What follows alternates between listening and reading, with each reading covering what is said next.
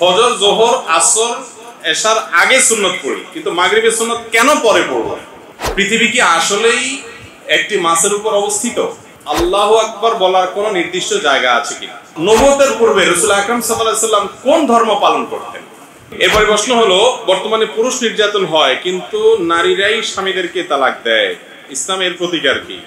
ইসলাম কি নারীদের তালাক দিতে পারে? টিকটক এবং লাইকি অ্যাপগুলোর মধ্যে কিছু কিছু সংক্ষিপ্ত ওয়াজ এবং সুর দেওয়া হয়, সূরা দেওয়া হয়, এগুলো দেখা যাবে কিনা? জানাজার নামাজে 2 বা 3 তাকবীর হয়ে গেলে কিভাবে পড়ব?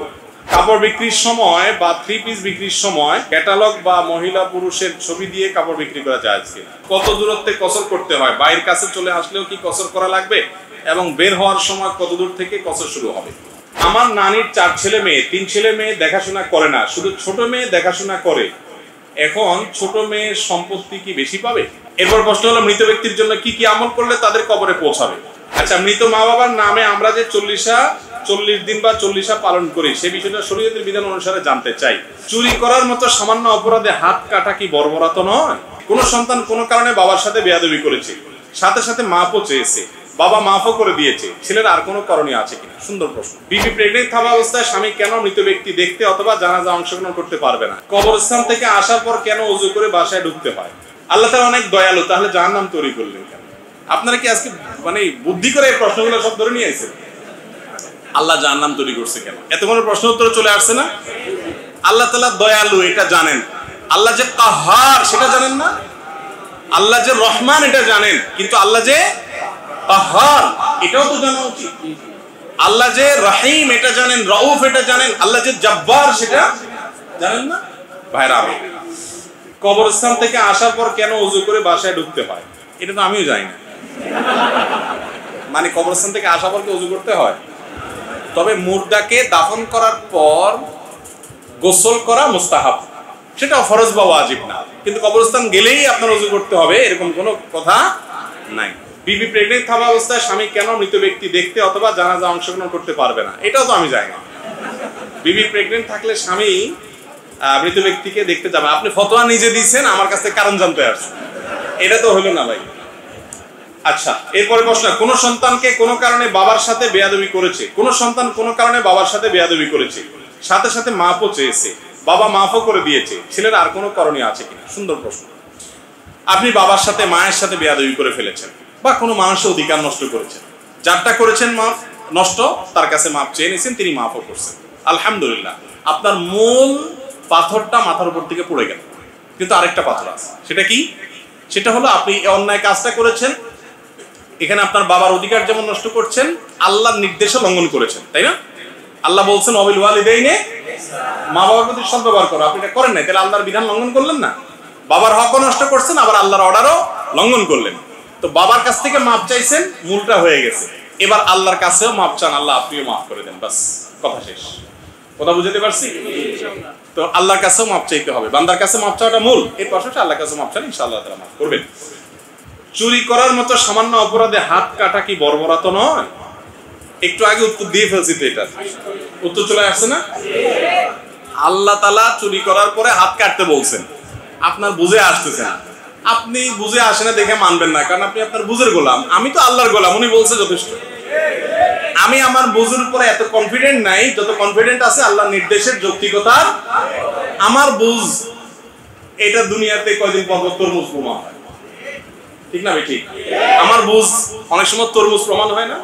আমি বুঝছি 2 দিয়ে 4, পরে দেখলাম ধরা খাই বসে আছে, এরকম হয় না ব্যবসা বাণিজ্য করতে গিয়ে? আপনারা ব্যবসায়ী মানুষ, তাহলে আমার বুঝের উপরে এত কনফিডেন্ট আমার কোত্থেকে আসে? এটা বোকামি ছাড়া আর কিছু নাকি? তারপরে একটা কথা এখানে বলি, সেটা হলো চুরি করলে শরীয়ত কঠিন শাস্তির কথা বলেছে, তাই না? জেনা করলে কঠিন শাস্তির কথা বলেছে। একটা জিনিস আপনারা খেয়াল করবেন, ইসলামী শরীয়তের যে দণ্ডবিধি আছে, অপরাধের শাস্তিমূলক যে ব্যবস্থা আছে, একটু লক্ষ্য রাখবেন, এই ব্যবস্থাপনাটা ওই সকল অপরাধের ক্ষেত্রে যেই অপরাধগুলো ব্যক্তিকে শুধু ধ্বংস করবে না, সমাজকে ধ্বংস করবে, সমাজকে রক্ষা করার জন্য ওই কঠিন এবং চরম শাস্তির ব্যবস্থা ইসলাম রেখেছে। যেটা ব্যক্তির নিজের ক্ষতি হবে তার জন্য শরীয়ত কোনো কঠোর শাস্তি। আচ্ছা, আমারে বলেন তো, এজ এ কোরআন হাদিসের আপনার নির্দেশনা, নামাজ ত্যাগ করা বড় অপরাধ না জেনা করা বড় অপরাধ? বুঝে বলছেন? নামাজ ত্যাগ করার অপরাধের মাত্রাটা বেশি নাকি জেনা করার অপরাধের মাত্রা বেশি? নামাজ ত্যাগ করার অপরাধের মাত্রা বেশি। কেন? কারণ ঈমানের পরে ইসলামের নামাজের চাইতে গুরুত্বপূর্ণ কোন নির্দেশ। কিন্তু নামাজ যদি কেউ না পড়ে, শরীয়তে তার নির্দিষ্ট কোন শাস্তির ব্যবস্থা কেন রাখে নাই? কারণ নামাজ যদি সে না পড়ে তার নিজের ক্ষতি হবে, সমাজের ক্ষতি হবে। কিন্তু জেনা যদি ব্যাপক হয় সমাজ ধ্বংস হবে। চুরি যদি ব্যাপক হয় চোরকে থামাইতে হবে, না হলে সমাজের অন্যরাও ক্ষতিগ্রস্ত। ডাকাতকে থামাতে হবে, না হলে অন্যরা ক্ষতিগ্রস্ত। এই জন্য সবচেয়ে কঠিন শাস্তি ডাকাতি। ডাকাতির শাস্তি সবচেয়ে কঠিন।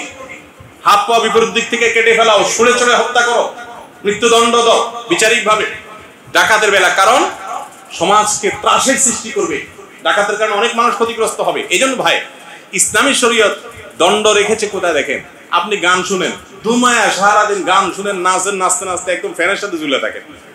শরীয়তের জন্য কোনো শাস্তিমূলক ব্যবস্থা নির্দিষ্ট কোনো হদ ঠিক করে দেয় নাই। কেন? কারণ এটা আপনি নিজে গুনাহগার হচ্ছেন, জাহান্নামে পড়বেন, আপনার ক্ষতি আপনি করতেছেন। কিন্তু আপনি সমাজকে ক্ষতি করছেন, এখানে কঠিন শাস্তি। তাহলে চুরি এটা যদি ব্যাপকভাবে বেড়ে যায় সমাজ কি ভালো হবে না খারাপ হবে? এই জন্য শরীয়ত এখানে কঠোর শাস্তির ব্যবস্থা। আর এখানে অনেক কথা আছে। এই যে শাস্তিমূলক ব্যবস্থাগুলো আবার প্রমাণ করতে এমন প্রমাণ লাগবে, সন্দেহের ঊর্ধ্বে হতে হবে। এই জন্য সমস্ত ফুকাহা ইকরামের কাছে ঐক্যবদ্ধ একটা মূলনীতি হলো আল হুদুদুত তানদারি বিশুরুহাত। মাদ্রাসার ছাত্ররা বুঝবেন যে ইসলামের শাস্তিমূলক ব্যবস্থা কোনো বিচারক কার্যকর করতে হলে সন্দেহের ঊর্ধ্বে হতে হবে। কোন রকম সংশয় হলে এটা প্রমাণ করা যাবে না। তার মানে আল্লাহ নিজেও চান না যে কথায় কথা কথা হাত কাটুক। একটা দুটো এক্সাম্পল হবে সব কিছুর মতো সোজা, একটা দুটো এক্সাম্পল হবে একেবারে সব তারের মতো সোজা হয়ে যাবে। এই জন্য ভাইরা আমার, শরীয়তের দণ্ডবিধিগুলো এমনি এমনি দেওয়া হয়নি। সেগুলো নিয়ে আমাদের গভীর পড়াশোনা করলে আপনি বুঝবেন। আর প্রথম কথা কিন্তু ওই মূল কথা, আমারও তো বুঝাবুঝির কাম নাই ভাই, আমার আল্লাহ বলছে তো ওর চাইতে অযৌক্তিক আর যৌক্তিক করতে হবে। আমার বুঝের চাইতে আল্লাহ নির্দেশের যথার্থতা অবশ্যই। আচ্ছা, মৃত মা বাবার নামে আমরা যে 40 দিন বা 40 পালন করি, সে বিষয়টা শরীয়তের বিধান অনুসারে জানতে চাই। এটার ব্যাপারে আমি বলি যে বাংলায় গুগলে গিয়ে তালিব্যস রপালা আকার দর পিঠে বড় ধ শ্রাদ্ধ এটা লিখে সার্চ দিবেন, এর উত্তর পেয়ে যাবেন। ওখানে দিলে দেখবেন যে শ্রাদ্ধ কাকে বলে।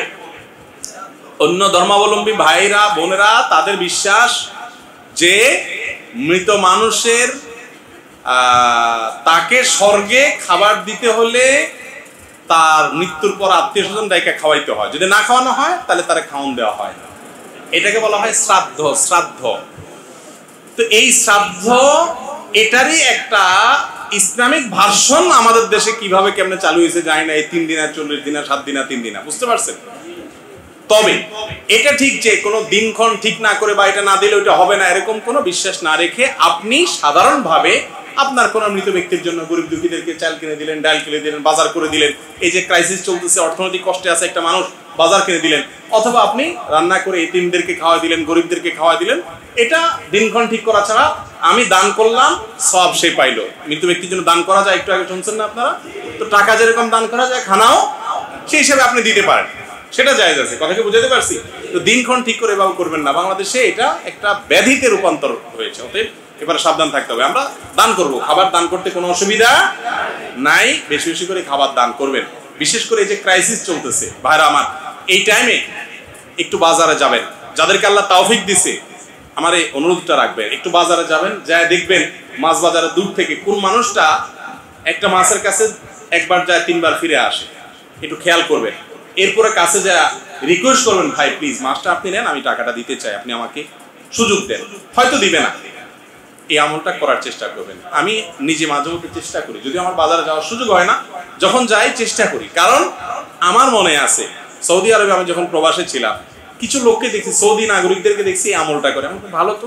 একবার আমার নিজের কথা আমি বলি, দেখতে বুঝছে বাঙালি, বাঙালি আর কয় টাকার মালিক, সৌদিয়ান, তার তুলনা করলে তো আমি গরিব মানুষ, আর এমনি আসলেও আমি গরিব। তো আমার মনে আছে আমি কাউন্টারে আসছি সুপার মার্কেটে, সবকিছু নিয়ে আসার পরে একটা লোক এসে আমার পিঠে হাত দিয়ে মুচকি হাসি দিয়ে বলতেছে, দেখছে আলেম মানুষ, বুঝছে যে আলেম মানুষ, বলে যে শেখ যদি তুমি পারমিশন দাও তোমার বিলটা আমি দিই। এখন একটা মানুষকে মুখের উপর কেমনে না করে দিতে দাও। তো আলহামদুলিল্লাহ আমার টানাটানি ছিল না, আমার কষ্ট ছিল না, কিন্তু এটা তো আমার ভালো লেগেছে। এই যে এখন ক্রাইসিস চলছে, অর্থনৈতিক মঙ্গল চলছে, দুর্ভিক্ষের ভয় আশঙ্কার কথা আমরা বলছি, তো এই টাইমে আপনি বাজারে গিয়ে মুদি দোকানে গিয়ে একটা ছেলে মনে করেন হোটেলের বাইরে ঘুরতেছে, আপনি যা কিছু একটা সে নিতে চাচ্ছে কিন্তু পারছেন, আপনি কিনে দেন।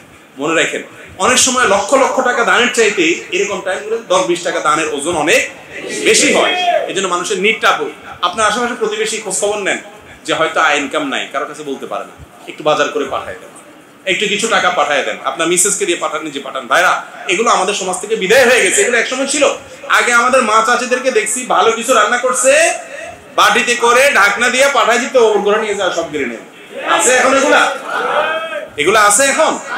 চাচা আপনার জান বাঁচা। আমাদের মানবতা এখন নিজের জন্য এবং পরিবারের জন্য, পরিবারের বাইরে আমরা যেতে পারি। আল্লাহ আমাদের মানুষ তৌফিক দান করুন। এরপর প্রশ্ন হলো মৃত ব্যক্তির জন্য কি কি আমল করলে তাদের কবরে পৌঁছাবে? মৃত ব্যক্তির জন্য আমরা যে আমলগুলো করলে তাদের কবরে পৌঁছাবে, তাদের আমলনামা যুক্ত হবে, এর মধ্যে থেকে দোয়া এবং দান, এই দুইটার পরে কোনো তেমন দ্বিমত নাই, সমস্ত উলামা একরামে একমত। সবচেয়ে বেশি মৃত ব্যক্তির জন্য উপকার হবে কোন জিনিসটা?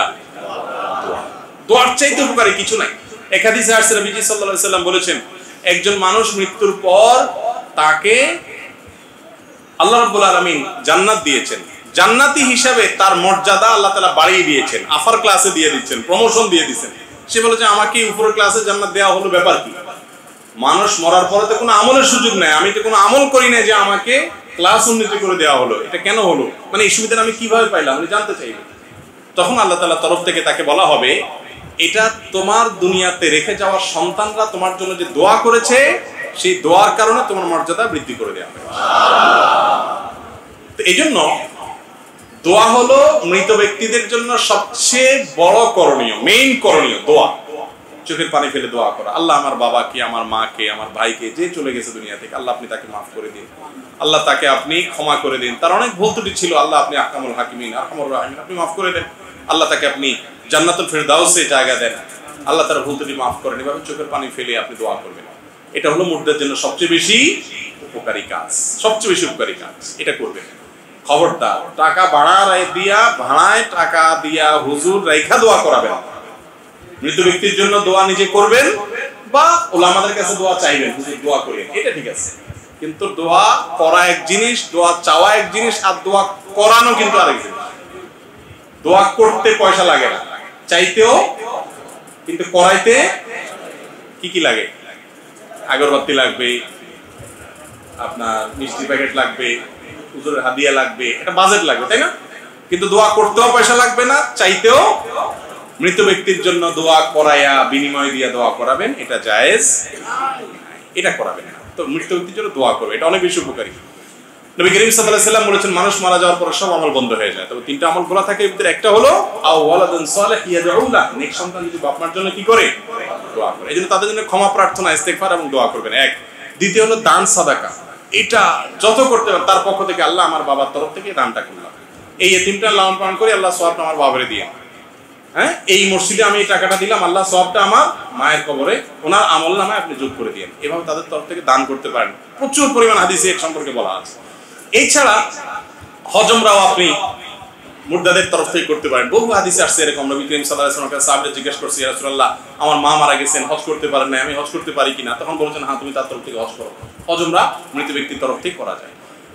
নামাজ এবং রোজা মৃত ব্যক্তির তরফ থেকে করা যায় কিনা, এটা নিয়ে ফুকাহাদের মধ্যে ইখতিলাফ আছে। ইমাম আযম আবু হানিফা রাহিমাহুল্লাহ, ইমাম আহমদ ইবনে হাম্বল রাহিমাহুল্লাহর মত অনুযায়ী নফল নামাজ এবং রোজা এটা মৃত ব্যক্তির তরফ থেকে করা যায়, অর্থাৎ করলাম, এটা সওয়াব আল্লাহ আপনি তাদেরকে দিন। তবে এই ক্ষেত্রে ইমাম মালিক রাহমাতুল্লাহ আলাইহি এবং শাফিঈ রাহমাতুল্লাহ আলাইহির একটা মত অনুযায়ী ওনার মতে এটা করা যায় না। তো নামাজ এবং আপনার রোজা, মুসলিম হাদিসে আসছে যে রোজার ব্যাপারে একজন জিজ্ঞাসা করছে, ইয়া রাসূলুল্লাহ, আমার মা ফরজ রোজা রাখতে পারেন না, আমি কি তার পক্ষ থেকে রাখতে পারি?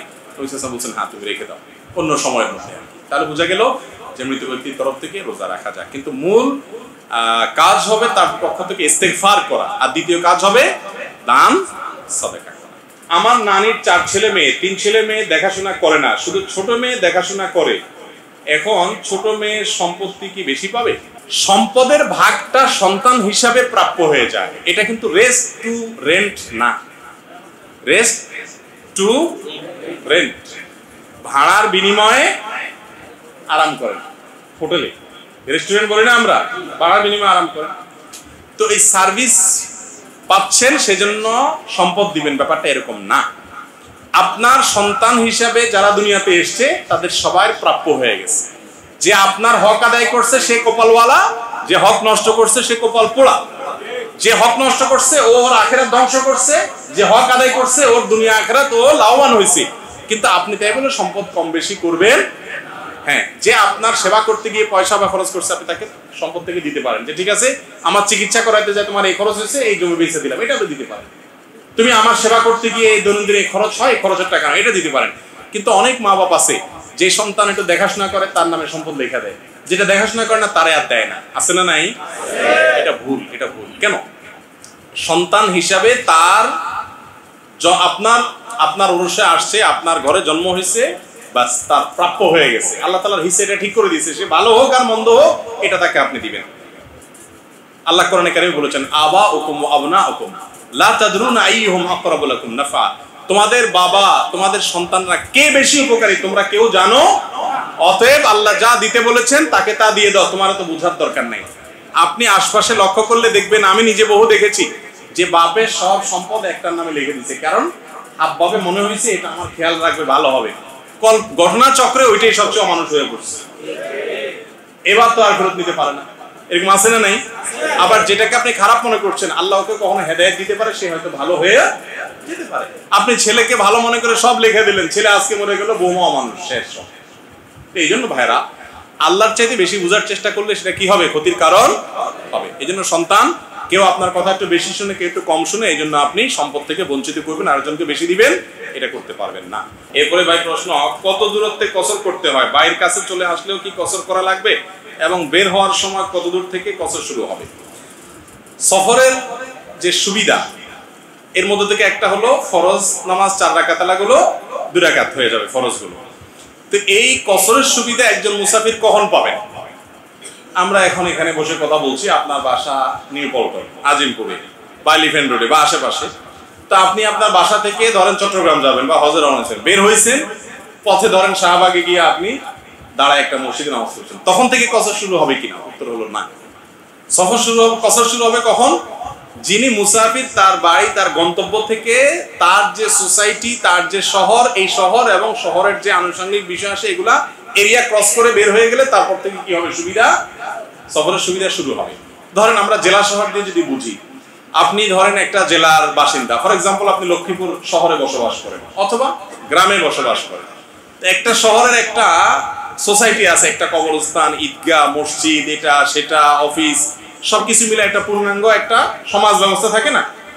এই এরিয়া বের হয়ে গেছেন আপনি, লক্ষ্মীপুর হোক, কুমিল্লা হোক, চাঁদপুর হোক, যে কোনো শহর হোক, এই শহরের যে এরিয়া এটা বের হয়ে আপনি চলে গেছেন, হাইওয়েতে উঠে গেছেন বা শহরের বাইরে চলে গেছেন, সফর শুরু হয়ে গেছে। তো শহরের ভিতরে যতক্ষণ আছেন শহর, তখন কসর থাকবে না, পুরোটা পড়তে হবে। ঠিক একইভাবে আপনি আপনার ইউনিয়নে আছেন, আপনি সেখানে পুরো নামাজ পড়বেন, কিন্তু আপনার ইউনিয়ন এর যে এরিয়া আছে এটা বের হয়ে আপনি চলে গেছেন, হ্যাঁ, ওই ইউনিয়নটা ধরেন পূর্ণাঙ্গ, এখান থেকে আপনি বের হয়ে চলে গেছেন, অথবা আপনার উপজেলা থেকে বের হয়ে আপনি চলে গেছেন, উপজেলা থাকেন, তাহলে সেক্ষেত্রে আপনার কসর শুরু হবে। যারা ঢাকায় আছেন তাদের নিয়ে মুসিবত একটু, বিশেষ করে সিটি কর্পোরেশন 2টা হয়ে গেছে, এখন কোনটা শহরের বাদ ধরবে? তো এই ক্ষেত্রে আমি যতটুকু বুঝি সেটা হলো, যারা দক্ষিণ সিটি কর্পোরেশনে আছেন আপনারা দক্ষিণ সিটি কর্পোরেশনের এরিয়া ক্রস করে চলে গেছেন, আপনারা সফর ধরা হবে। যারা উত্তর সিটি কর্পোরেশন থেকে এরিয়া বের হয়ে ধরেন চট্টগ্রামের দিকে যাচ্ছে, তখন তাদের এরিয়া ক্রস করে গেলে তারা কসর শুরু করবেন। কারণ একটা সিটি কর্পোরেশন পূর্ণাঙ্গ, নাগরিক সকল সুযোগ সুবিধা মোটামুটি আছে না নাই? এক সিটি কর্পোরেশনকে আরেক সিটি কর্পোরেশন যাওয়া লাগে না, তার মানে এটা পূর্ণাঙ্গ একটা সিটির মতোই। অতএব এটা থেকে আপনি বের হয়ে গেছেন, আপনি কসর শুরু করবেন। আল্লাহ হাফেজ। কাপড় বিক্রির সময় বা 3 পিস বিক্রির সময় ক্যাটালগ বা মহিলা পুরুষের ছবি দিয়ে কাপড় বিক্রি করা যায় কিনা? এটা তো আপনাদের বিরুদ্ধে ফতোয়া যাবে ভাই, চাঁদনি চকের মানুষ বেশিরভাগই তো কাপড়ের ব্যবসায়ী রে ভাই। যাক, আমরা নিজের হাতে যতটুকু নিয়ন্ত্রণ থাকবে আমরা চেষ্টা করব আপনার মেয়েদের ছবি, বিশেষ করে সেটা প্রদর্শন, সেটার আপনার প্রিন্ট করে সেটার ব্যবহার, এগুলো যথাসম্ভব না করার চেষ্টা করব, কারণ এটা শরীয়তে জায়েজ।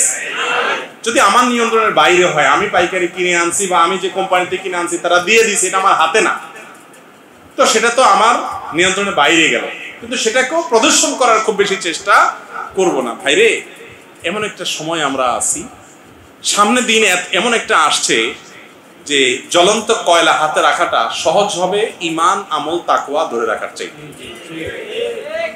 আপনি যে সেক্টরেই যাবেন, আপনি আমার জগতে আসবেন, তাহলে আমার বিরুদ্ধে আমি ফতোয়া দিব যে আমি অ্যাজ এ হুজুর আমি কি করব কি না করব, কার পয়সা নেব কার পয়সা নেব না। এখন আমি হুজুর হিসাবে যদি যেই পয়সা দেয় বলি আল্লাহ হাজি সাহেবের জান্নাত দিয়ে দেন, হবে?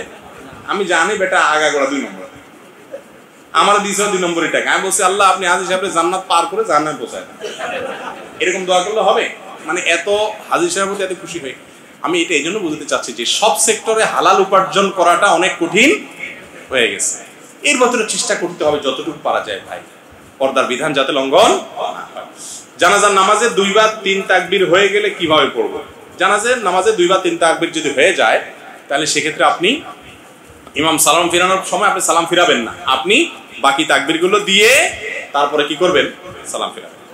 টিকটক এবং লাইকি অ্যাপগুলোর মধ্যে কিছু কিছু সংক্ষিপ্ত ওয়াজ এবং সুর দেওয়া হয়, সূরা দেওয়া হয়, এগুলো দেখা যাবে কিনা?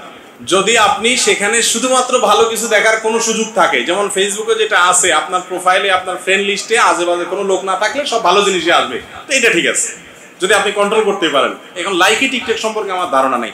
সেসব অ্যাপে যদি দেখা যায় যে আপনার ময়লার ড্রেন দিয়া মাঝে মাঝে একটু দুধও যায়, তো আপনি ওই দুধ খাওয়ার জন্য ড্রেনে নামবেন না, কারণ আপনার লাভের চাইতে ক্ষতি। হ্যাঁ, যদি আপনি একজন অ্যাক্টিভিস্ট হিসেবে সেখানে ভালো ভালো জিনিস দেন, শুধু আপনি খারাপ কিছু দেখেন না, নিজেকে নিয়ন্ত্রণ করতে পারেন, শুধু ভালো জিনিস দেন যাতে মানুষ ভালো জিনিস দেখে, তাহলে সেটা নিজেকে নিয়ন্ত্রণ করতে পারলে জায়েজ আছে। এখন ওখানকার পুরো চিত্র কি আমি জানি না। এক ভাই লিখেছেন, আমার ছেলের বয়স 3 বছর 6 মাস, 1.5 বছর বয়সে আমি ওর হার্টের অপারেশন করিয়েছিলাম। আমি মানত করেছিলাম 200তে এতিমদের একবেলা খাওয়ার ব্যবস্থা করব এবং 7টি রোজা রাখবো, ইনশাআল্লাহ আমি তা পূরণ করেছি। আমি আমার ছেলেকে কোরআনে হাফেজ বানাতে চাই, এখন আমি আমার ছেলের জন্য কি পদক্ষেপ গ্রহণ করতে পারি, আপনার পরামর্শ চাই। দেখুন, সন্তানকে কোরআনে কারীমের হাফেজ বানানোর জন্য সর্বপ্রথম পদক্ষেপ হবে সন্তানের বাবা এবং মা, তারা সন্তানের জন্য আল্লাহর কাছে দরখাস্ত জমা দিবে, দোয়া করবে, আবেদন করবে, আল্লাহ আমার এই সন্তানটাকে তোমার কোরআনের হাফেজ, আলেম, দাঈল আল্লাহ বানাইতে চাই, সেজন্য তুমি একটু তৌফিক দিও। এটা হলো 1 নম্বর কাজ। দোয়া করতে থাকবে, একবার না বারবার করতে থাকবে, দোয়ার মধ্যে থাকবে। 1 নাম্বার 2, নিজেরা ভালো মানুষ হওয়ার চেষ্টা করবে। অনেক লোক আছে নিজের সুদখোর, ঘুষখোর, 2 নম্বরই কাজ করেন, হারামের সাথে সংশ্লিষ্ট আছে, আবার এদিকে চান যে ছেলেটা হাফেজ হোক। আপনি আপনার সন্তান যদি ভালো মানুষ হোক এটা চান, তাহলে আপনার উচিত আগে নিজে ভালো মানুষ হয়ে ওর সামনে আদর্শ এবং মডেল পেশ করা। আপনি নিজে উল্টাপাল্টার মধ্যে হাবুডুবু খাবেন আর আশা করবেন যে আপনার ঘরে ফেরেশতা হয়ে যাবে, এটা ভুল। এরপরে যে কাজটা করতে হবে, আপনাকে তওবা করে নিজেরা ভালো পথে চলবেন, 5 ওয়াক্ত সালাত আদায় করবেন জামাতের সাথে, পুরুষ মহিলারা ওয়াক্তমতো, এবং সালাতের পরে ভোর রাতে দোয়া কবুলের জায়গাগুলোতে বিভিন্ন সময় আল্লাহর কাছে স্পেশাল ভাবে দোয়া করবেন, আল্লাহর সন্তানটা যেন আমি যেই আদর্শে তাকে মানুষ করতে চাই, হাফেজে কোরআন, আলেমে দ্বীন, সেটা যেন হয়, এটা করবেন। এরপর একাডেমিক পদক্ষেপ হিসেবে যে কাজটা করবেন প্রথম, সেটা হলো তার যখন থেকে সে আপনার কথা বলতে শিখে, তারপর আস্তে আস্তে তাকে আরবি অক্ষরগুলো উচ্চারণ করা শেখাবেন। অন্যান্য পড়া লেখা যেগুলো তার জরুরি সেগুলো তো থাকবেই। এই আরবি অক্ষর বর্ণমালা শেখানোর জন্য একজন হাফেজ, কোন একটা মসজিদের ইমাম, মুয়াজ্জিন, অথবা কোন একটা মাদ্রাসার শিক্ষক বা একজন ভালো হাফেজ, যে হাফেজ তারাবি পড়ায় সুন্দর করে, শুদ্ধ করে, এরকম কোন একটা হাফেজের তত্ত্বাবধানে তাকে নুরানি কায়দাটা পড়াবে। নুরানি কায়দা পড়ানোর 2টা নিয়ম আছে ভাই। একটা হলো যে ঢালাও যে নুরানি আপনার মসজিদে যে আপনার কি বলে কোরআন শিক্ষার আসর আছে, বাচ্চাদের বিভিন্ন হালাকা হয়, সেটা এটা হলো যে মুসলমানের সন্তান হিসেবে কোরআন শেখা দরকার, শিখে দেয়। এখানে পুরোপুরি শুদ্ধতা লক্ষ্য করা হয় না, অনেক সময় শুদ্ধ হয় কিন্তু আরো আফার ক্লাসের শুদ্ধতা লাগবে হাফেজ হওয়ার জন্য। এই জন্য ভালো কোনো হাফেজকে দিয়ে তার এই ফাউন্ডেশনটা করতে হবে যে প্রতিটা অক্ষরের উচ্চারণ হবে 100% পারফেক্ট। এটা হবে আপনার প্রথম পদক্ষেপ। এটা যদি করতে পারেন তাহলে আল্লাহর রহমতে আপনার 6 মাসের কাজ 1 বছরের কাজ আগায় গেল। এটা কিন্তু 1-2 মাসে সম্ভব।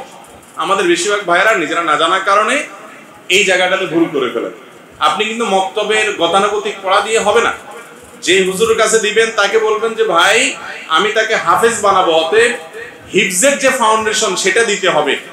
50 তলা বিল্ডিং এর ফাউন্ডেশন আর 5 তলা বিল্ডিং এর ফাউন্ডেশন একরকম হবে?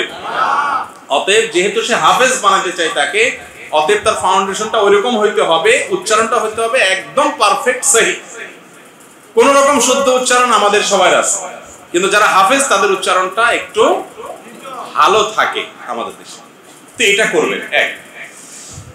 এর পাশাপাশি তাকে হিফজখানায় যখন সে ভর্তি হওয়ার উপযুক্ত হবে তখন তাকে ভর্তি করবেন। সম্ভব হলে বাসার আশেপাশে এমন কোনো হিফজখানা রাখবেন যেখানে আপনি সারাক্ষণ তত্ত্বাবধান করতে পারেন। যদি আসা যাওয়া করে করতে পারে খুবই ভালো। আবাসিক থাকা অনেক ফজিলত আছে, উপকার আছে, কিন্তু বাসায় যদি ভালো পরিবেশ দিতে পারেন তাহলে আসা যাওয়াও করতে পারে। আবাসিক দিলে এমন পরিবেশ যেন হয় যেখানে বাচ্চার কোনো কষ্ট না হয়। তার কষ্ট না হয় বলতে এরকম কোনো কষ্ট না হয় যে কষ্টের কারণে সে ভেতরে ভেতরে কোরআনের প্রতি বিদ্বেষী হয়ে ওঠে বা বিতৃষ্ণ হয়ে ওঠে। একজন সাহাবী বলেছেন, লা তুমিল্লা বিহাদাল কোরআন, আল্লাহর এই কোরআন দিয়ে মানুষকে বিরক্ত করিও না। মানুষ যতটুকু নিতে পারে তার চেয়ে বেশি তুমি দিলা। এত বেশি কোরআন পড়াইতে থাকলা যে সে নিতে চাচ্ছে না, তারপরে জবরদস্তি দিতে চাইলা, তো অতিরিক্ত দিলে সে বিরক্ত হয়ে যাবে। এই জন্য আল্লাহ কোরআন দিয়ে কাউকে বিরক্ত করবা না।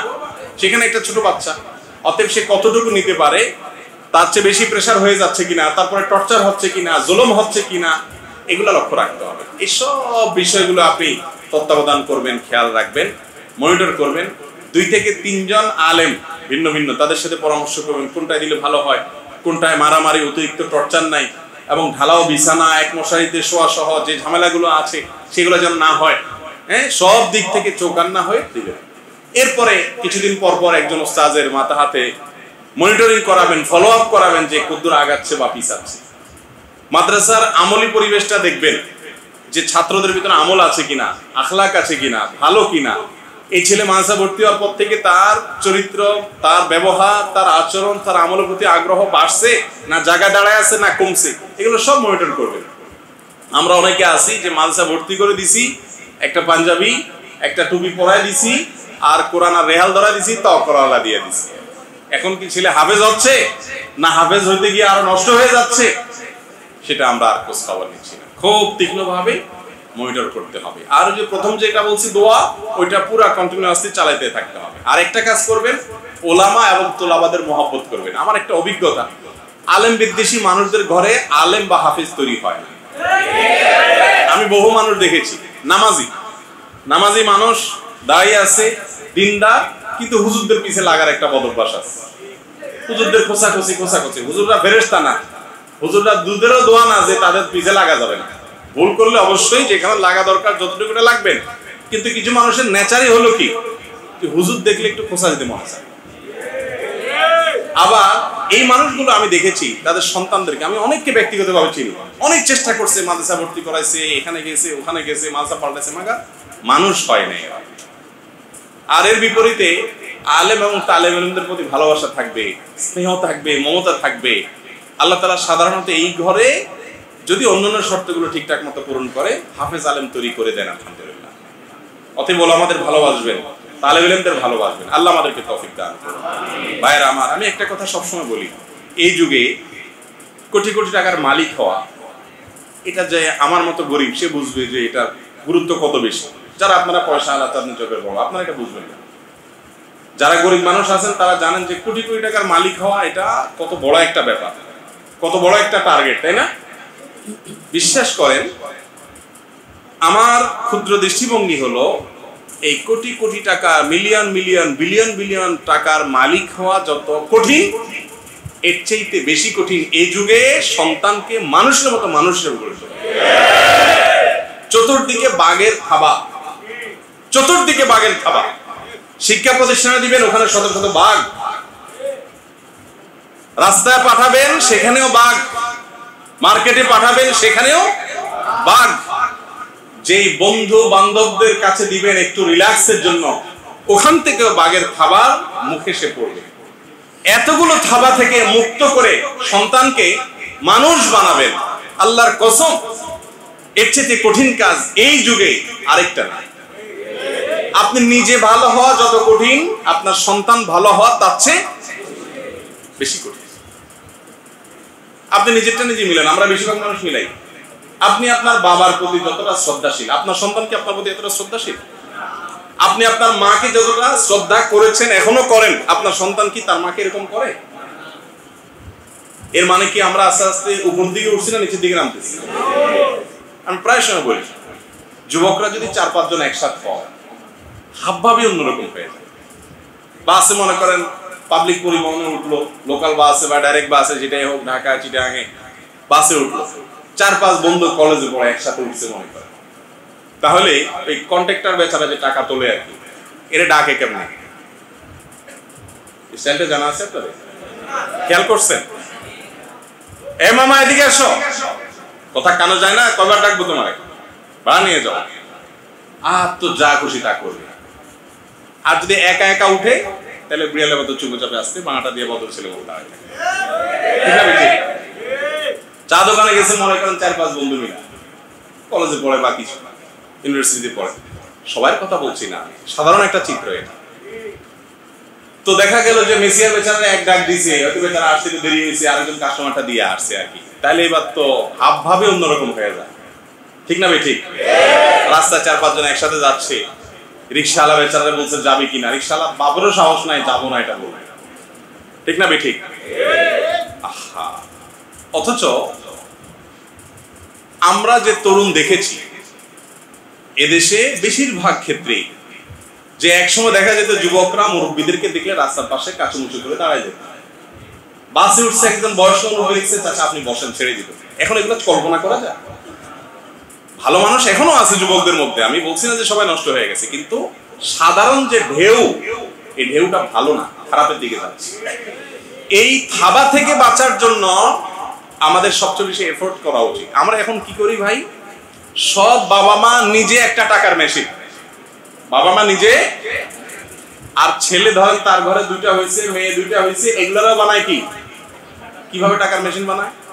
ধরেন একটা ভালো স্কুলে চান্স পাওয়ার জন্য অনেক অস্থির, কেন? কারণ ভালো স্কুলে চান্স পাইলে ভালো কলেজে যেতে পারবে, ভালো কলেজে পাইলে ভালো ইউনিভার্সিটি যেতে পারবে, এরপরে বিদেশে পাঠাবে।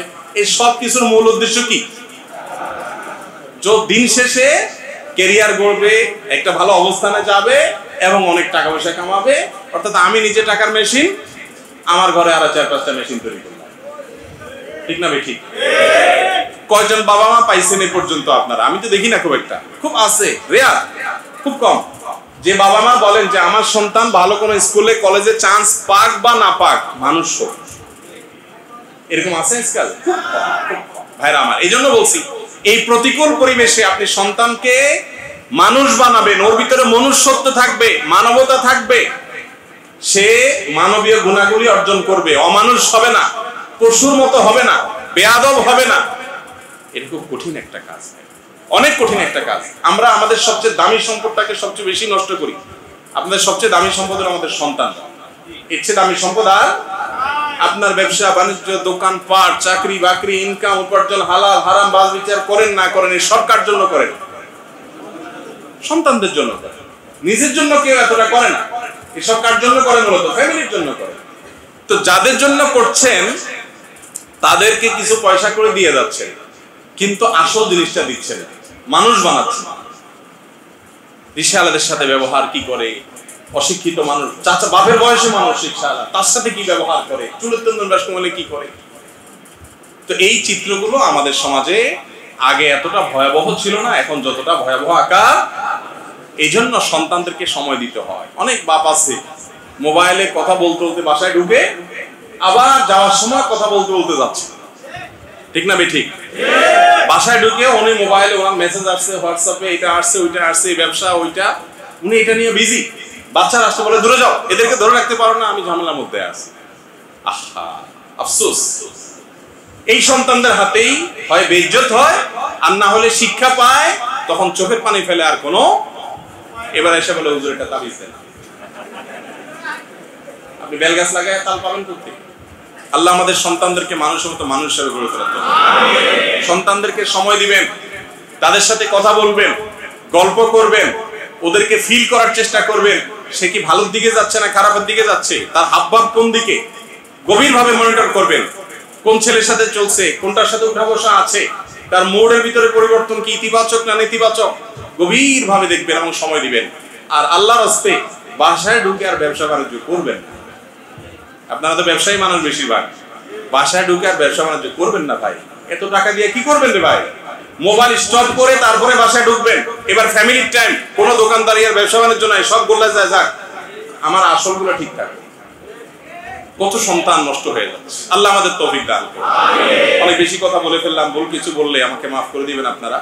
বাকি এটা সঠিক কথা এবং এটা সত্য কথা যে আমাদের সন্তানগুলো যেভাবে যে ট্র্যাকে থাকা উচিত সেটাতে আজকাল, আল্লাহ আমাদের সবাইকে তৌফিক দান করুন। যারা অবিবাহিত ভাই আছেন চিন্তা করছে পুরো সময়টাই বরবাদ, না ভাই বরবাদ না, আপনাদের সময় আসবে ইনশাআল্লাহ। পৃথিবী কি আসলেই একটি মাছের উপর অবস্থিত? পৃথিবী একটা মাছের উপর নাকি গোটা পৃথিবীটা দাঁড়ায় আছে। আবার অনেকে বলেন যে একটা গরুর একটা শিংয়ের উপরে গোটা পৃথিবী, এবং শিং যখন পাল্টায় গরুয়ে তখন ভূমিকম্প হয়ে যায়। এসব শুনছেন না আপনারা? ভাই কোরআনে এরকম কোনো কথা তো নাই, নবী করিম সাল্লাল্লাহু আলাইহি সাল্লাম থেকেও এরকম কোনো কথা বিশুদ্ধভাবে বর্ণিত হয়নি।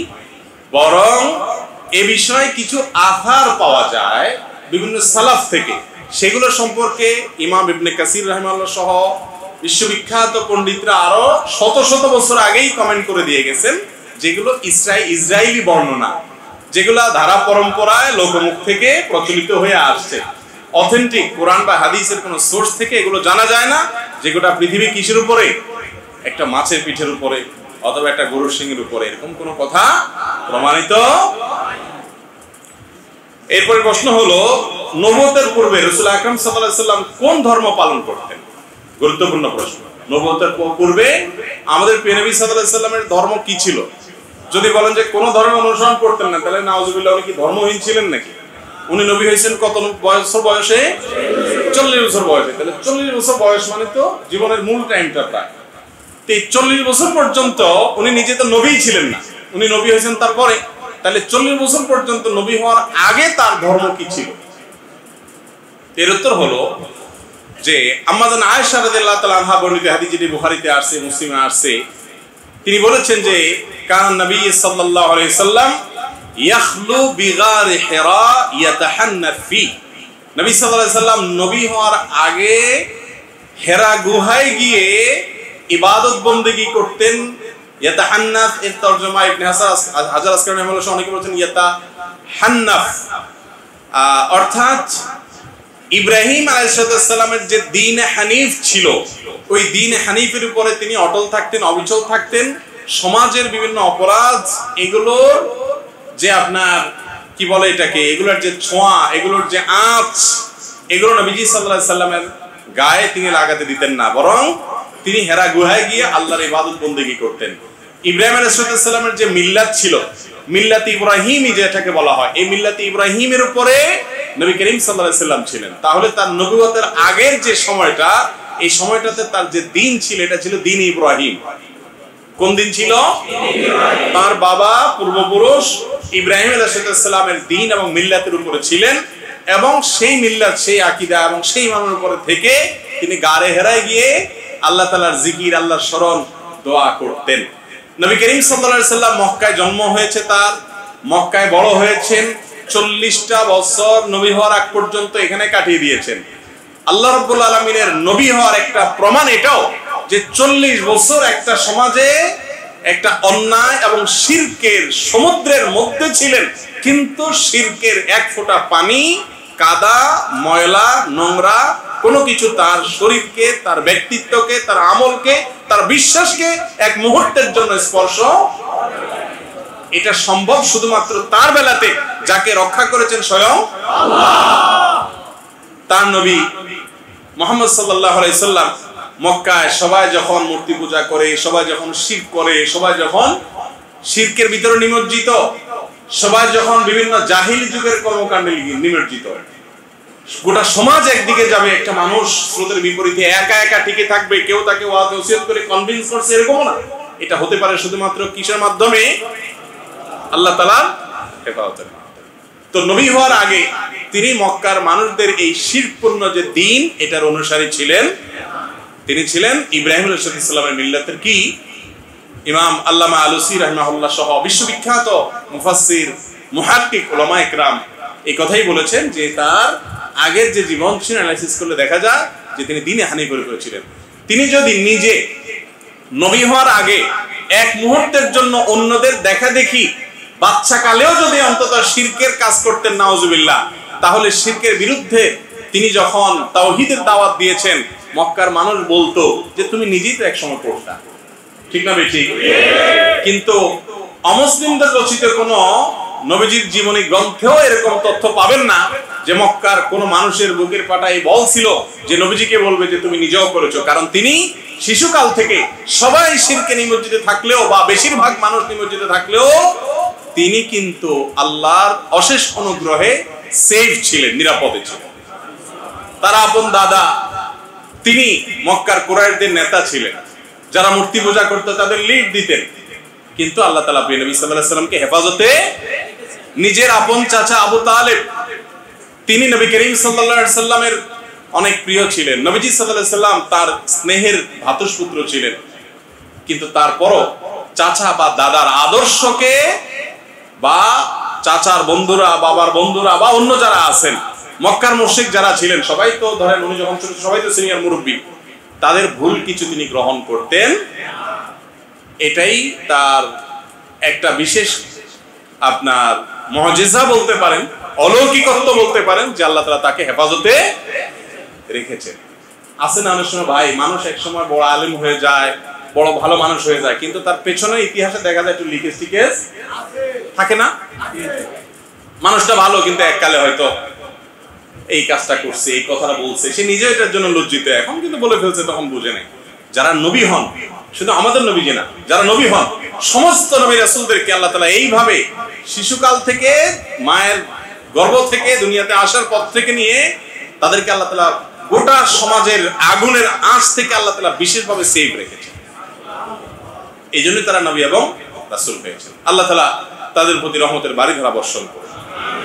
এরপরে প্রশ্ন হলো, বর্তমানে পুরুষ নির্যাতন হয় কিন্তু নারীরাই স্বামীদেরকে তালাক দেয়, ইসলামের প্রতিকার কি? ইসলাম কি নারীদের তালাক দিতে পারে? এই ভাই বোধহয় বাসায় দৌড়ের উপরে আছে। ভাই, সব গর্ত আর একরকম না। আলহামদুলিল্লাহ অনেকে আছেন যে স্বামী স্ত্রী খুব ভালো সম্পর্ক সৌহার্দ্যের মধ্য দিয়ে আছেন, একসাথে থাকতে গেলে যুদ্ধ বিগ্রহ হবে, এটা নতুন কিছু না। আমাদের নবী করিম সাল্লাল্লাহু আলাইহি সাল্লামের বাসায়ও এরকম টুনটান মান অভিমান হয়েছে যে নবী করিম সাল্লাল্লাহু আলাইহি সাল্লাম রাগ করে মসজিদে এসে পড়ে আছেন। আলী রাদিয়াল্লাহু তাআলা আনহু রাগ করে মসজিদে এসে পড়ে আছেন। কার সাথে রাগ করেছেন? নবী সাল্লাল্লাহু আলাইহি সাল্লামের ফাতিমা রাদিয়াল্লাহু তাআলার সাথে। নবী করিম সাল্লাল্লাহু আলাইহি সাল্লাম এসে ডাক দিয়েছেন, ইয়া বাতুরা, ও মাটির বাপ, কারণ মাটিতে শুয়েছিলেন। কি হয়েছে? এটা রসিকতা করে হালকা করে দিলেন। ওমর রাদিয়াল্লাহু তাআলা এসে নবী করিম সাল্লাল্লাহু আলাইহি সাল্লাম এটা হালকা করে দিলেন। অতএব দাম্পত্য জীবনে হালকা পাতলা স্বামী স্ত্রীর মধ্যে মান অভিমান হওয়াটা অস্বাভাবিক। দুইটা পাতিল একসাথে থাকে, টুনটান, অতএব এটা দোষের কিছু না। এটাকে খুব শক্ত করে দেখা, বড় করে দেখা, একেবারে জীবনের তরে চিরতরে জীবনও দেখি নাই হান টান, এগুলো একটা ছোট লোকি টাইপের কাজ। এই ছোট লোকি কিছু পুরুষের মধ্যেও আছে, কিছু মহিলার মধ্যেও আছে, অনেক কিছুই হতে পারে। এগুলাকে নাথিং এলস মনে করে সামনে আগাইতে হবে, তারা দাম্পত্য জীবনের সুখী হয়। আর যারা ধরে বসে থাকে, না এটা কিভাবে হলো, না আমি মাথাতে বলতে পারতেছি না, তাহলে বুঝতে হবে কি আছে, একটু ট্রাবল আছে, একটু ইজি হতে। এগুলো অনেক মহিলার মধ্যেও আছে, অনেক পুরুষের মধ্যেও আছে। সবচেয়ে ভালো মানুষ কে জানেন? রাগের দিক থেকে মানুষ কয়েক প্রকার, এর মধ্যে এক প্রকারের মানুষ হলো সবচাইতে খারাপ। সবচাইতে খারাপ মানুষ কে? সবচাইতে খারাপ মানুষ হলো যে কথায় কথায় রাগ করে, কিন্তু একবার রাগ করলে আর সহজে সে তার রাগ থামে না, এটা হলো সবচেয়ে খারাপ মানুষ। আর সবচেয়ে ভালো মানুষ কে জানেন? সবচেয়ে ভালো মানুষ হলো সহজে রাগ করে না। অনেক কিছুই হয়, দেখেও না দেখার বান করে, আর কিছু না বলে, এরকম না বুঝে বলছে, একটা ওজন বাইর করে নেয়। রাগ সহজে করে না, অনেক দর দিয়ে অনেকবার হয়ে গেলে, অনেক কিছু হয়ে গেলে তখন যা একটু রাগ করে। কিন্তু করলে কি হবে, আবার একটু মাপ টাপ চাইলে বলে ঠিক আছে, মাফ করছে, মাপ চাইছে, আমি মাফ করে দিলাম। রাগ করে দেরিতে, রাগ ভাঙে তাড়াতাড়ি, এ হলো সবচাইতে ভালো মানুষ। আর মিডিয়াম হলো কিছু লোক আছে রাগ সহজে করে না, কিন্তু করলে ভাঙেও না সহজে, আছে না নাই? রাগ সহজে করে না, কিন্তু যদি একবার করে তুই চান্দু আর সহজে রাগ ভাঙে। আবার কিছু লোক আছে কথায় কথায় রাগ করে, আবার কথায় কথায় সে নরমাল হয়ে যায়, আছে না? এই মাঝের দুইটা হলো মিডিয়াম খারাপ। আর বেশি খারাপ হলো কথায় কথায় রাগ করে, কিন্তু রাগ করলে আর এদের বন্ধু 2 দিন পর পর চেঞ্জ হয়। এর সাথে কাটতি, ওর সাথে কাটতি, এর সাথে কাটতি, শ্বশুর শাশুড়ির সাথে কাটতি, শালার সাথে বনে না, পার্টনারের সাথে বনে না, কারোর সাথে বনে না। আছে না এরকম কিছু লোক যাদের চরিত্র আছে? তারা নিজেকে সংশোধন করার জন্য কোরআন হাদিসের ঔষধ ব্যবহার করবেন। কিভাবে করলে সংশোধন হতে পারবেন? আত্মসংশোধন করবেন। আর সবচেয়ে ভালো মানুষ হলো যে রাগ সহজে করে না, অনেক দেরিতে রাগ করে। রাগ করার মতো ইস্যু আছে, অন্যরা উস্কায় দেওয়ার সময়, ভাই আপনি এটা সহ্য করতেছেন, আপনি এই অন্যায় দেখে আপনি কিছু বলতেছেন না, আপনাকে কি বললো আপনি শুনেন নাই, আর দূর বলে এরকম অনেকটা, বুঝে নাই, ছোট মানুষ কি বুঝছে, আর ও বুঝলে কি আর বলতো না, পাত্তা দেয় না সব। আর যদি দিয়েও ফেলায়, কখনো রাগ করেও ফেলে, কেউ এসে হাত ধরলো, পা ধরলো, সরি বললো, ঠিক আছে ভাই, এ হলো সবচেয়ে ভালো মানুষ। তাহলে রাগের দিক থেকে মানুষ কয় কিসিমের? 4। সবচেয়ে খারাপ কথায় কথায় রাগ, ভাঙার খবর নাই। সবচেয়ে ভালো অনেক দেরিতে রাগ করে, যেমন সেমনি রাগ করে না, কিন্তু অল্পতেই নরমাল হয়ে যায়। আর মাঝামাঝি খারাপ, মেজো খারাপ যেটাকে বলে, এই মেজো খারাপ হলো 2 কিসিমের মানুষ, যারা কথায় কথায় রাগ করে, কথায় কথায় ভাঙে, অথবা অনেক দেরিতে রাগ করে কিন্তু করলে আর ভাঙে। সবচেয়ে ভালো হওয়ার চেষ্টা করবো তো ইনশাআল্লাহ। তো বলছিলাম যে স্বামী স্ত্রীর মধ্যকার ঝগড়ার কথা বলতে গিয়ে ওদিক গেছি। স্বামী স্ত্রীর মধ্যে এরকম এই 4 প্রকারের মানুষই ঘুরে ফিরে আসে। তো কোনো মহিলা যদি তার স্বামীর প্রতি অবিচার করেন, জুলুম করেন, তাহলে অবশ্যই তিনি আল্লাহর কাছে অপরাধী হিসাবে বিবেচিত হবেন। এবং স্বামীর সাথে বেয়াদবি করা, এটা আজ আমাদের মহিলাদের মধ্যে ব্যাপক আকার ধারণ করেছে। বোঝা গেছে এই বিপদে অনেক মানুষই আছে, মানে আওয়াজে মনে হচ্ছে। আচ্ছা ভাই শুনে, আমাদের মুসলমানদের পরিবারের মহিলাদেরকে নানান ধোঁকার মধ্যে ফেলে রাখা হয়েছে, নানান ধোঁকার মধ্যে। সমাজে উস্কায়, আশপাশে মানুষ উস্কায়, বিভিন্ন ভাবে উস্কায়, যার কারণে দেখা যায় তাদের মধ্যকার, স্বামী স্ত্রীর মধ্যকার সে সম্পর্ক নাই। এবারও আমি সে পেছনে চলে যাব।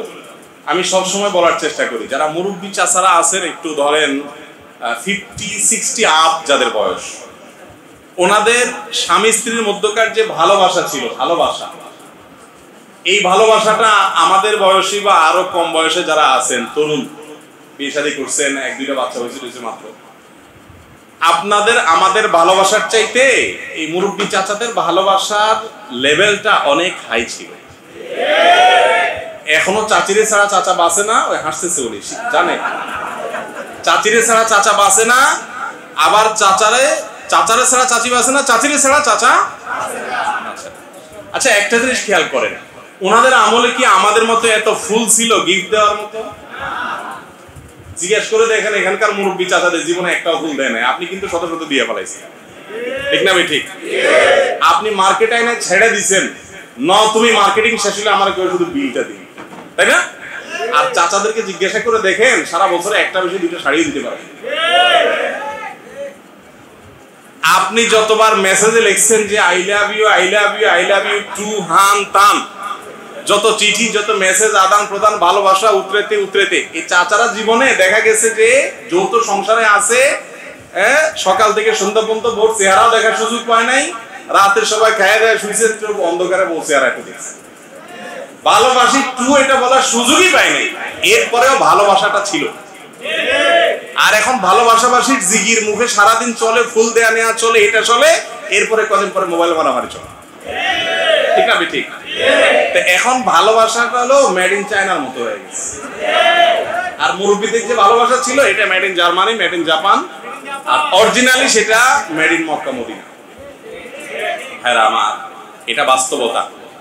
ওই যে বললাম যে আমাদের মধ্যে মনুষ্যত্ব হারিয়ে গেছে। সাবেক মার্কিন প্রেসিডেন্ট বারাক ওবামার একটা আত্মজীবনীমূলক কিছু, সম্ভবত আমি যদি ভুল না করে থাকি, বাংলাদেশে একটা জাতীয় দৈনিক কিস্তি করে প্রকাশ করেছে। এর একটা কিস্তি আমি পড়েছি অনেক আগের কথা। সেই কিস্তিতে উনি লিখেছেন যে আমরা আমাদের ওয়াইফদেরকে অনেক কিছু দিতে পারি আজকাল, কিন্তু তারপরও তারা আমাদের উপরে খুশি।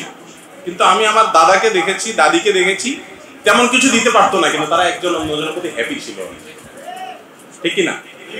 তাহলে মহব্বত আস্তে আস্তে মেড ইন চায়নার পরে যদি আর কিছু থাকে ওটা হয়ে গেছে, ঠিক কিনা বলে? যেটাই। তো ভাইরা আমার, স্বামী স্ত্রীর মধ্যকার এই যে সম্পর্কের অবনতি, এটা থেকে রক্ষার জন্য আমাদেরকে যেটি করতে হবে, কোরআন আর হাদিসের চর্চা বাড়াতে হবে। আমরা আমাদের স্ত্রীদের তাদেরকে আল্লাহর সাথে এবং রাসূলের সাথে পরিচয় করাতে পারলে দেখবেন তাদের ভিতরে আখলাক চলে আসছে। স্বামীদেরকে যদি আমরা মানুষ করতে চাই, তাদেরকে কোরআন হাদিসের ছায়াতলে নিয়ে আসতে পারলে দেখবেন তাদের ভিতরে মনুষ্যত্ব। কোরআন এবং হাদিসের বাইরে মানবতার সমাধান নাই, সমাধান ওই জায়গাটাতে। এখন কথা হলো যে আপনার স্ত্রী আপনার প্রতি জুলুম করে, অত্যাচার করে, অবিচার করে, তো সেটা অবশ্যই গুনাহের কারণ, এটা অবশ্যই হারাম একটি কাজ। মেয়েদের জান্নাতে যাওয়ার 4টি সহজ শর্তের একটি হলো তার স্বামীর আনুগত্য করা, স্বামীকে মেনে চলা। কোন এক সালাফের স্ত্রী বলেছেন, আমরা আমাদের স্বামীদেরকে কিছু হইলে আর মানুষও মনে, রাজা তো পরের কথা, মানুষও মনে করে। আল্লাহ আমাদের পুরুষদেরকে মহিলাদের সবাইকে হেদায়েত দান করুন। মহিলারা তালাক দিতে পারবে কিনা প্রশ্ন করেছেন। তালাক পুরুষরা দিবে, মহিলারা না। তবে অর্পিত তালাক নামে একটা তালাক আছে, যেটা আমাদের দেশে আপনার কাবির নামার 18 নম্বর কলামে লেখা আছে। এটা শরিয়া গ্রাহ্য। এই তালাকটা হতে পারে স্বামী যদি তার স্ত্রীকে তালাক দেওয়ার অধিকার দেয় যে এই শর্ত হলে তুমি নিজের উপর নিজে তালাক গ্রহণ করতে পারো, তখন সে তালাক গ্রহণ করতে পারে। তাই বলে স্বামীকে তালাক দিবে না, সে বলতে পারে যে আমি তালাক গ্রহণ করলাম।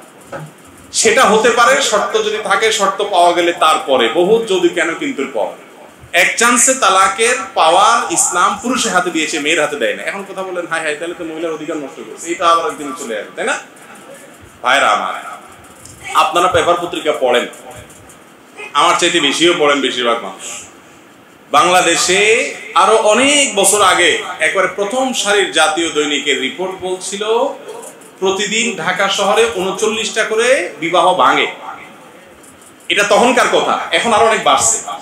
এবং প্রতিবার সকল জরিপ বলে বেশিরভাগ বিয়ে ভাঙে মহিলাদের মাধ্যমে। এখন আপনারা ঠিক বলতেছেন, অত্যাচার আপনারা পুরুষরা করবেন, তো বেচারে ভাঙবে না কি করবে? সেটা তো একটা কথা। কিন্তু মহিলাদেরকে আল্লাহ তাআলা সৃষ্টিগতভাবে তাদের আবেগ যেরকম বেশি, জেদও বেশি। আবেগ যেরকম বেশি, ডক্টর খন্দকার আব্দুল্লাহ জাহাঙ্গীর রহমান একটা কথা বলতেন যে শুনেন, রাত 2টা বাজে, বাচ্চা একটু চোঁ করে উঠছে বা একটু কেঁদে উঠছে হালকা করে, যেই মা সারা জীবন ঘুম পাগল, আছে না কিছু মানুষ ঘুম পাগল, দুনিয়া কিয়ামত হয়ে গেছে ইউক্রেন রাশিয়া যুদ্ধ, তারপর তার ঘুম ভাঙে না, এরকম মানুষ আছে না কিছু? এইরকম মানসিকতা, এরকম গভীর ঘুমের মানুষ, ঘুম পাগল মানুষ, কিন্তু যখন সে মা হয়, একজন মহিলা, রাত 2টা বাজেও যদি বাচ্চা কোঁ করে উঠে, তার ঘুম ভেঙে যায়, ঠিক না বে ঠিক? আর আপনি শুধু কই মাছের মাথা চাপাতে থাকেন, বাচ্চারা ডিস্টার্ব করতেছে কেন, ধরো আমার সকালে দোকানদারি আছে, অফিস আছে, ঠিক না বে ঠিক?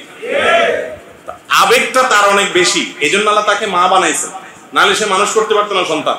পুরুষদেরকে যদি বলতো যে তোমরা সব সন্তান মানুষ করো ছোটবেলা থেকে, দুধ খাওয়ানো থেকে নিয়ে, আসাই সব মারে ফেলতেন, ঠিক না বে ঠিক? আল্লাহ তাআলা তাদেরকে মায়া বেশি, যেহেতু মায়া বেশি দিছে, যার ভিতরে মায়া বেশি থাকে তার ভিতরে আবেগ বেশি থাকে, কারণ জেদটাও একটু বেশি থাকে, মাইন্ডেড। অতএব এগুলাকে ক্ষমা সুন্দর দৃষ্টিতে দেখতে হবে, তা নাহলে সংসার টিকবে না। এই জন্য মাথা মোটা মানুষের সংসার টিকে না। যারা ঠান্ডা মাথার মানুষ, অনেক কিছুই হবে না, কোনো ব্যাপার না, আবার ঠিক করে ফেলতে হবে। তো এরকম পারস্পরিক বোঝাপড়া থাকতে হবে। মহিলাদের মধ্যে অবাধ্যতা আছে, পুরুষদের মধ্যে দেওয়া। এটা ভালো কথা বলছেন যে নারী নির্যাতনের কথা বলা হয়, পুরুষ নির্যাতন করা, বহুত পুরুষ নির্যাতন হয়। কোন একজন সংসদ সদস্য জানি সংসদে দাঁড়ায় অনেক জোর গলা বলছিল এটা, তাই না, যে পুরুষ নির্যাতন হয় দেশে। কথা খারাপ না একেবারে। মহিলা নির্যাতন যেরকম হয় পুরুষ নির্যাতনও, পুরুষ বেচারা ভিতরে ভিতরে জ্বলে পড়ে মরে, কারোর বলতে। আল্লাহ তাআলা সকল নির্যাতনের হাত থেকে আমাদের সবাইকে হেফাজত রাখুন। আপনাদের এই সাউন্ড গুলো আমার খুব ভালো লাগতেছে, যেভাবে সবাই আমি বলে উঠছে, মনে হয় খুব দুঃখে আছে। ও বেশিরভাগ আবিয়াতে নাকি? ও তাহলে বিয়েটা হলে আলাদা আরো ভয়াবহ হইতো।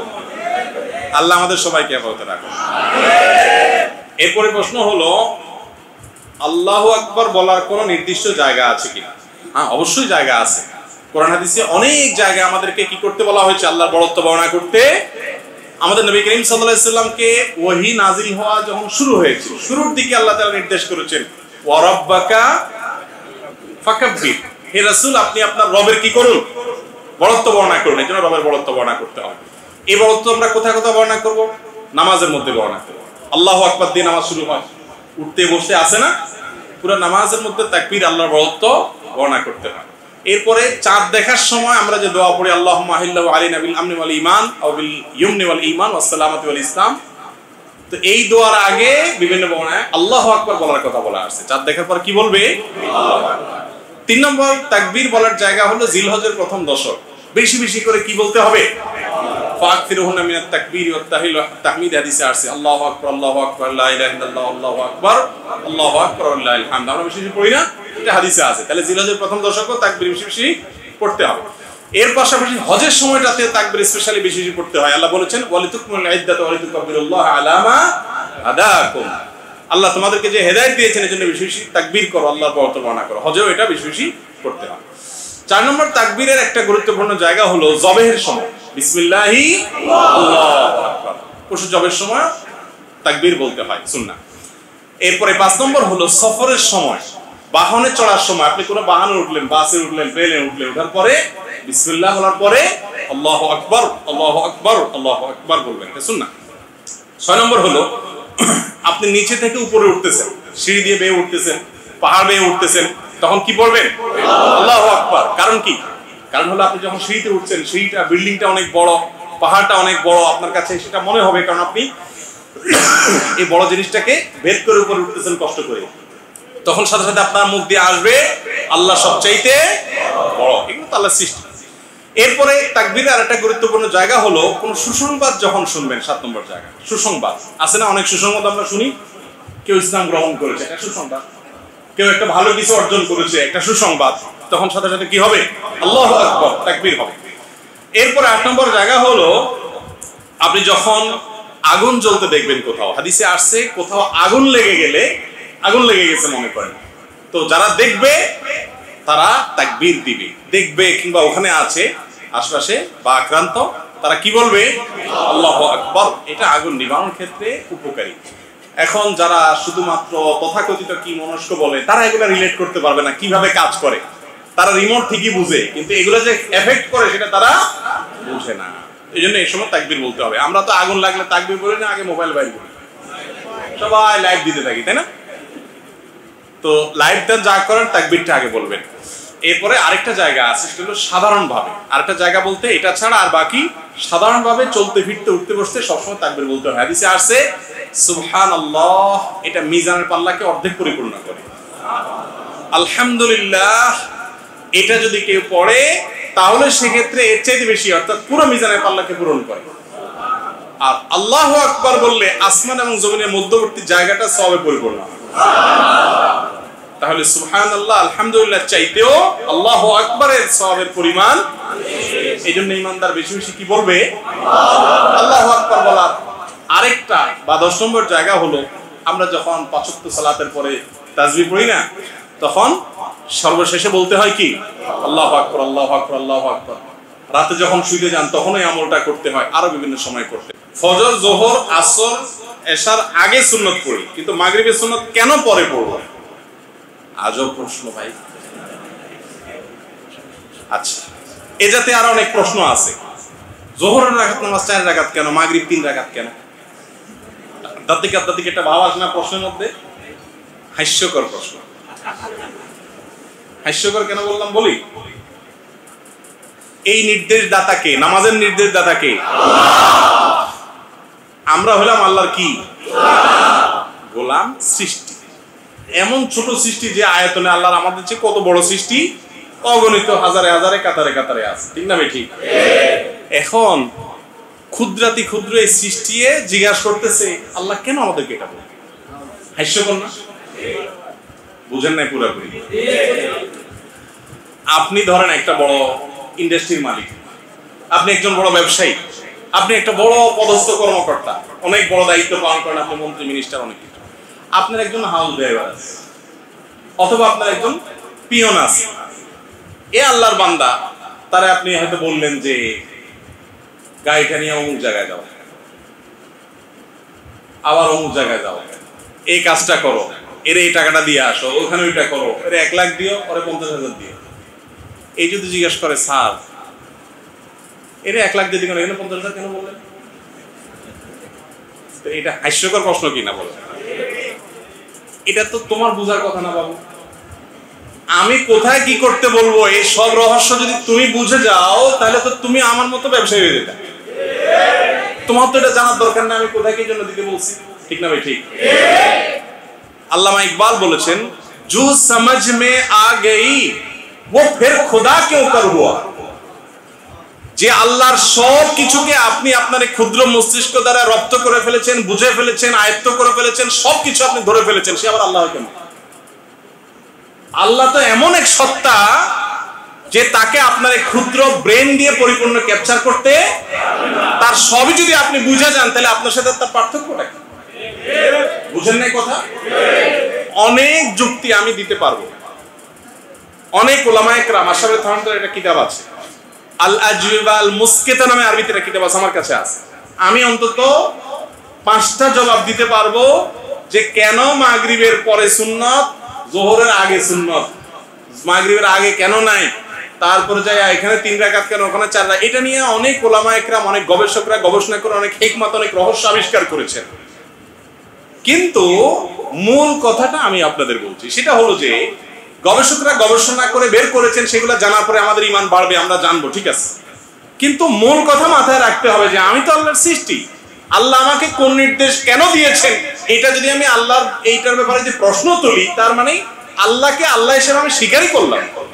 তিনি যদি আল্লাহ হন, আমি যদি তার সৃষ্টি হই, আমি ওই প্রশ্ন রাখার নৈতিক অধিকার করতে গেলাম। আমি যদি সব বুঝেই ফেলি, আল্লাহর সবকিছু রহস্য ধরে ফেলি, তাহলে তো আল্লাহ হলেন কিভাবে? সেই মহান সত্তা আল্লাহ মানেই হলো, আরে ভাই দুনিয়ার প্রধানমন্ত্রী, দুনিয়ার প্রেসিডেন্ট, দুনিয়ার মন্ত্রী মিনিস্টার, দুনিয়ার ব্যবসা বাণিজ্য যারা করেন, সে ড্রাইভার আর মালিক দুইজনই মানুষ, দুইজনই, কেউ কারো স্রষ্টা না। সে মানুষ হয়ে যদি উপরস্থ ব্যক্তি বস, তিনি তার কোন চিন্তা থেকে কোন গতি কোথায় চলেছেন, কোনটা কোথায় দিয়েছেন, তার কারণ কি, রহস্য কি, এটা যদি আমি তার একজন ক্ষুদ্র কর্মচারী হিসেবে আমার বোঝার ক্ষমতা না থাকে, তাহলে একজন সৃষ্টি হয় কিভাবে আমি স্রষ্টার কাজের রহস্য বোঝাতে?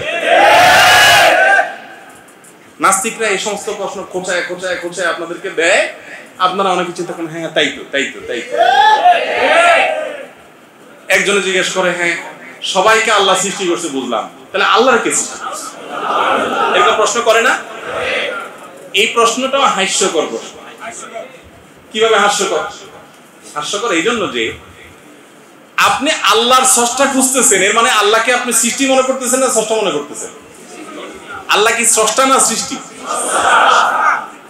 তো যিনি নিজে সৃষ্টি না, তার আবার স্রষ্টা হয় কেমন?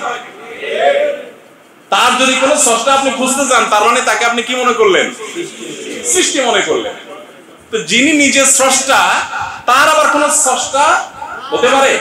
তার যদি স্রষ্টা থাকে নাউজুবিল্লাহ, তাহলে তো তিনি আর স্রষ্টাই হলেন না, তিনি নিজে কি হয়ে গেলেন? এইসব হাস্যকর প্রশ্ন অনেকে আমাদেরকে দেয়, আমরা মনে করি হ্যাঁ তাই তো তাই তো, আরে কি জানি। আমার কাছে একবার একজন একটা প্রশ্ন নিয়ে আসছে অনেক আগে, আমি তখন ছাত্র, যশোরে আমি পড়াশোনা করি। আমার কাছে নিয়ে আসছে, বলো হুজুর একটা জটিল প্রশ্ন আছে, খুব উনি মোসে তাওটাও দিয়ে বলতেছেন, ভালো মানুষ। তো আমি বললাম যে আপনি আগে স্বাভাবিক হন, প্রশ্ন পরে করেন। কেন? আমি তো যেইভাবে আপনি মোসে তাওটাও দিতেছেন, মনে হয় এই প্রশ্ন উত্তর চাই। এমনও হইতে পারে আপনার প্রশ্ন শুনে আমি ফিট করে আসেন, এটা কোনো প্রশ্ন হইলো? এত সহজ প্রশ্ন হতে পারে, কিন্তু আপনি মনে করতেছেন আজকে দর্শি হুজুর রে। তো অনেকে এই ধরনের প্রশ্ন করেন, বিশেষ করে ইসলাম বিদ্বেষী আমাদের যে বন্ধুরা আছেন ওনারা। আমরা তো আমাদের রবের উপর ঈমান আনছি, ঠিক না ঠিক? আপনি যদি সবকিছু বুঝে বুঝেই করবেন, আপনার বুঝে না খাটলে করবেন না, তাহলে তো আপনি আল্লাহর প্রতি ঈমানদার না, আপনি আপনার বুঝের ঈমানদার। আপনি গোলাম কি আপনার বুঝেন না আপনার আল্লাহ? আপনি দুনিয়াতে যা বুঝেন তার সব সঠিক, জীবনে বহু কিছু বুঝছেন সঠিক, পরে ভুল হয়েছে, এরকম হয় নাই? তাহলে আপনার বুঝের উপরে কিভাবে আপনি ভরসা করতে পারেন? গোলাম আপনিও, গোলাম আমিও। আমি আহকামুল হাকিমের গোলাম, আপনি আপনার নফসের গোলাম। আপনি আপনার প্রবৃত্তির গোলাম, আমি রব্বুল আলামিনের গোলাম। আপনি আপনার বিবেকের গোলাম, আমি বিবেকের সৃষ্টিকর্তার গোলাম, ঠিক না ঠিক? অতএব এই সমস্ত হাস্যকর প্রশ্ন শুনে আপনারা খুব সিরিয়াস হয়ে যাবেন। সিরিয়াস হওয়ার কিছু। বাংলাদেশের প্রধানমন্ত্রী বলেছেন 2023 সালে নাকি দুর্ভিক্ষ ধেয়ে আসছে, তাহলে মুসলমানদের করণীয় কি? ভাই, দুর্ভিক্ষ আসছে বা সামনে অভাব অনটন আসতে পারে বা ক্রাইসিস আসতে পারে, এরকম যদি কেউ আঁচ করে, তাহলে কি করবে সেই নির্দেশনা আল্লাহ রাব্বুল আলামিন সূরা ইউসুফের মধ্যে দিয়ে রাখছেন। সূরা ইউসুফ যদি পড়েন আপনি সেখানে দেখবেন আল্লাহ নবী ইউসুফ আলাইহিস সালামকে আল্লাহ তাআলা আগাম বার্তা দিয়েছেন শব্দের মাধ্যমে। একজনের স্বপ্নের ব্যাখ্যা করে তিনি বলেছেন যে 7 বছর টানা কি হবে? ভালো আপনার ফসল হবে, এরপরে কি হবে? হ্যাঁ, এরপরে হবে দুর্ভিক্ষ। এখন দুর্ভিক্ষ হলে দুর্ভিক্ষের বছর তোমরা ফসল হবে না, মানে কিছুকাল খুব ভালো ফসল হবে, এরপরে ফসল হবে না, দুর্ভিক্ষ দেখা দিবে। তো দুর্ভিক্ষের সময় তোমরা সতর্কতার জন্য যখন ফসল হবে তখন ফসল সেভ করে করে রাখবে, যাতে দুর্ভিক্ষের সময় সেটা কাজে লাগাতে পারো। একজন ইমানদার যখন আঁচ করবেন যে আল্লাহ না করো সামনে হয়তো আমার অবনটনের মধ্যে পড়তে পারে, সেটা ব্যক্তি হোক, জাতি হোক, পরিবার হোক, যেভাবে হোক, সে ব্যয় সংকোচনের চেষ্টা করবে। কি চেষ্টা করবে? আমরা অবশ্য ঠেলায় পড়লে ব্যয় সংকোচন করি, আল্লাহ তাআলা বলছেন আগে থেকে করতে। আল্লাহর কথা শুনলে আর দুর্ভিক্ষ আসলে সতর্ক হওয়া লাগবে না, এমনি আমরা ভালো থাকতে পারবো। যেমন কোরআনে কারিমে আপনি দেখবেন আল্লাহ বলেছেন কুলু ওয়াশরাবু ওয়ালা তুসরিফু, তোমরা খাও পান করো, আল্লাহ পয়সা দিয়েছে, কেনাকাটা করো, খাও পান করো, অসুবিধা নেই, কিন্তু অপচয় করবে না। ইন্নাল মুবাযযিরিনা কানু ইখওয়ানা শায়াতিন, অপব্যয় করবে না, শয়তানের ভাই হয়ে যাবে। ইসলাম বলে সব সময় কি থাকতে? হিসাব করে চলতে। আমরা যদি হিসাব করে চলি ইনশাআল্লাহ আমাদের কোনো অসুবিধা হবে না। সবাই হিসাব করে সব সময় চলতে হবে। কিছু মানুষ আছে হয়তো দেখবেন যে আপনার যখন দিনকাল ভালো যায় দুমায়া চার হাতে উড়ে থাকে, একটু পরিস্থিতি খারাপ দেখছে এবার একদম টাইট হয়ে গেছে, ঠিক না ভাই? ঠিক। মুসলমান সবসময় মধ্যম পন্থা অবলম্বন করলেই চলবে ইনশাআল্লাহ। তাহলে আল্লাহ না করুক, আল্লাহ আমাদের দেশ সহ গোটা পৃথিবীর মানুষকে আল্লাহ হেফাজতে রাখুন। কোনো বিপদ, কোনো দুর্ভিক্ষ, কোনো অভাব অনটন যেন এই দেশের একটা মানুষের কষ্ট না হয়। আল্লাহ না করুন যদি সেরকম পরিস্থিতি হবে বলে আমাদের আশঙ্কা হয়, ওই যে কোরআন বলেছে ব্যয় সংকোচন নীতিমালা চলে আসতে হবে এবং সতর্কতার যে পন্থাগুলো আছে সেগুলো অবলম্বন করতে হবে। আল্লাহ হেফাজতে রাখুন।